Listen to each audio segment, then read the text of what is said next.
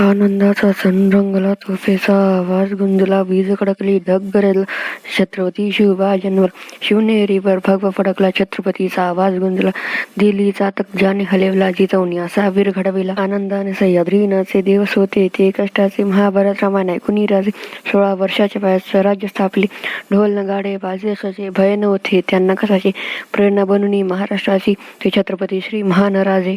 ते बुद्धिवान, ते शौर्यवान, स्वराज्याचे छान स्त्रियांचा मान, ते छत्रपती शिवाजी मान, ताट करतो छातीवर करतो मान, त्यांनी बदलून टाकला आपलं वर्तमान, राज्य केले त्यांनी अख्खा हिंदुस्थान.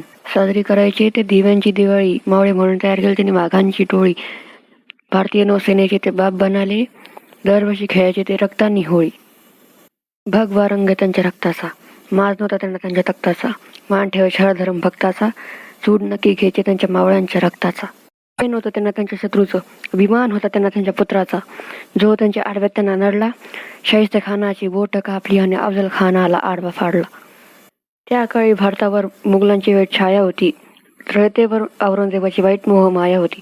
तेव्हा एक वीर भारत वाचवायला आला होता. 16 वर्षाच्या वयात तो छत्रपती बनाला होता, छत्रपती बनाला, छत्रपती बनाला.